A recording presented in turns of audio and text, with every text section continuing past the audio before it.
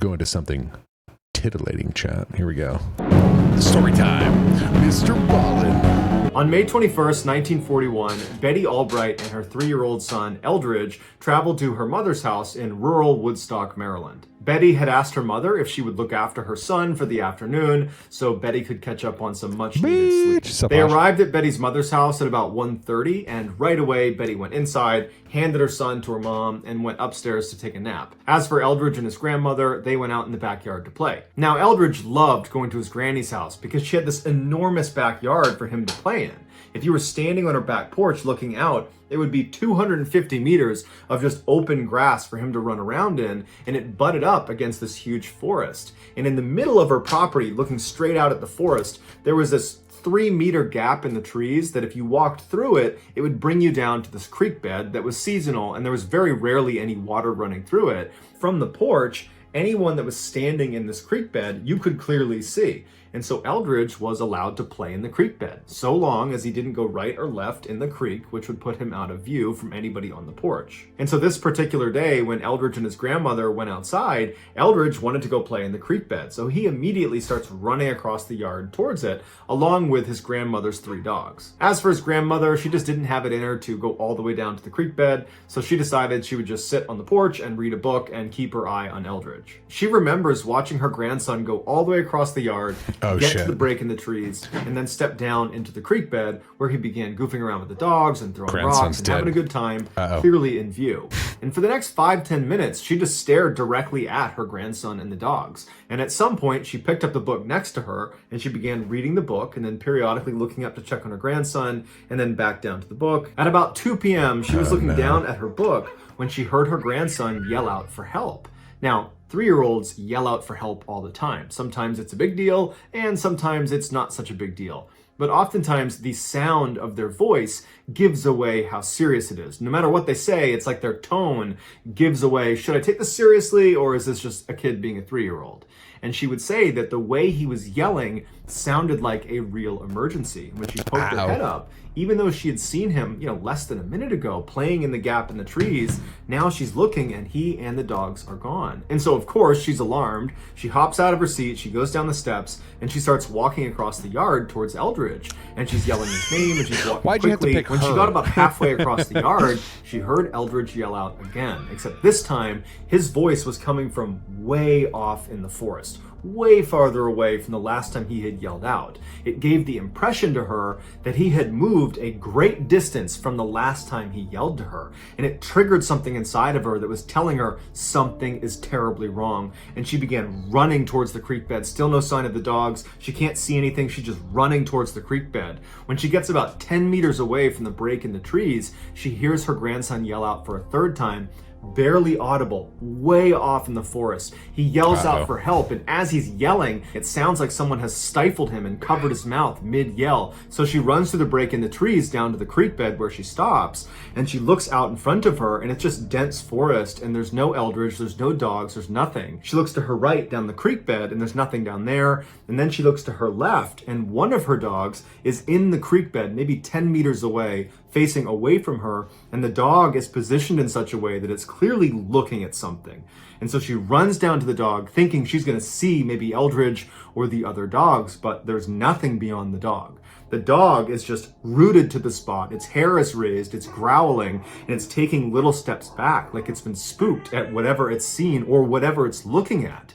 And she just looked up and tried to look in the direction the dog was looking, but there was nothing. It was just forest. And so at this point, she felt certain that someone must have abducted Eldridge. And so she turns, she tries to pull the dog to come with her, but the dog's not budging. And so she runs back to the house to wake up Eldridge's mother. The two of them come back down to the creek bed. The dog is still in the same position, growling and staring in the same direction, as if whatever it's looking at hasn't gone anywhere. And they look for a couple more minutes. They're yelling for Eldridge, and the grandmother is telling her daughter, look, I think he's been abducted. We gotta call the authorities. And finally she relents, and so they do manage to get the dog. They run back to the house. There'd be a lot of subjective storytelling. Shortly thereafter, details, the state police showed up with this so huge good, contingent of searchers, and they immediately went down to the creek bed where they started pushing predominantly to the left side, which is where the dog was angled, and it was also where the grandmother had heard her grandson yelling from. And very quickly, police discover some of Eldridge's footprints about 50 meters down on the left side of the creek bed.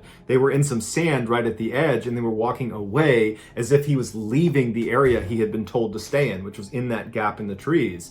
But interestingly, the footprints, it looked like he had been walking for maybe 20 or 30 meters when inexplicably the prints just stopped, as if he stopped in the sand where he was. But had he gone right, left, straight, turned around, had he gone in any direction, there would have been additional prints in the sand, but there wasn't, which gave the impression that was where someone must have lifted him up and kidnapped him. But they never found any prints connected to a kidnapper. For the rest of the day and that night, they would not find any more signs of Eldridge or the other two missing dogs. The next day, about 24 hours after Eldridge had gone missing, there were a number of Beast done stole the boy. I don't know. I think he got sucked away by some water like sand pit thing or something down the stream. That's what I think.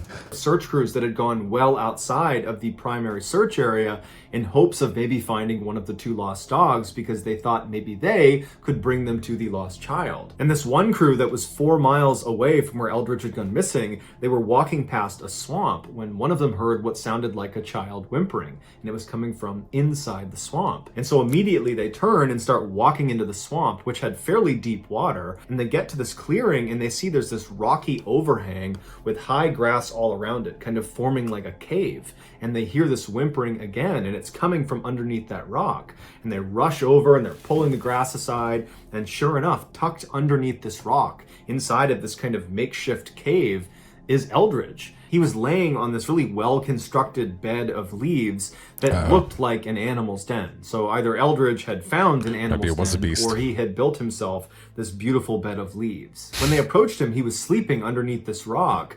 And so that whimpering sound he was making, he must have been making in his sleep.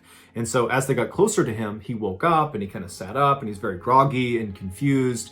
You know, all of his clothes were really badly torn up, and he wasn't wearing any shoes, but he overall seemed okay. He just was very confused seeming. Squatch. So they scooped him up and they brought him back to search headquarters, reunited him with his mother and his grandmother. And everyone's just so relieved that he's alive, but at the same time, people were like, how did he get 4 miles away in the middle of a swamp? And so after the doctor cleared him, saying he was okay, besides some scratches and bruises, on the a police, raft, you would have seen the mother and the grandmother, sat. But it was like a muddy swamp. Like we saw, like the pictures he was using. It was like a muddy swamp. So you would have seen like signs of a raft or something, assuming the raft could have even like gotten anywhere in a swamp like that. Down with Eldridge and asked him, you know, what happened? But unfortunately, Eldridge appeared to not know this had even happened. He didn't even know he had spent 24 hours out in the middle of the woods by himself. It was like he had blacked the whole thing out. Because Eldridge was found alive and unharmed, the police did not continue to investigate this case. And so we don't know what caused him to suddenly be yelling for help and appear to be drifting farther and farther into the woods. We don't know what the dog saw in the creek that scared it so badly. We don't know how Eldridge moved 4 miles through a dense forest over multiple swamps, only to wind up in yet another swamp inside of a cave. Although the police came out and said Eldridge must have just wandered off on his own, basically everybody involved in this case believes someone or something abducted him. It's just very fortunate he was found alive. Unfortunately, there's no clarification about what happened to the other two dogs, although the way it's worded in the story, it does sound like they were never found. Oh, he doesn't. Oh, that's disappointing. Usually this guy always has like what happens at the end. That's one of the few that I've heard from him that they didn't actually like conclude something, you know? Probably just got like abducted by a wolf or something. And I mean, he was a little kid. Probably just got dragged through the forest by a wolf into a cave. And wolf was gone when they went to investigate the cave.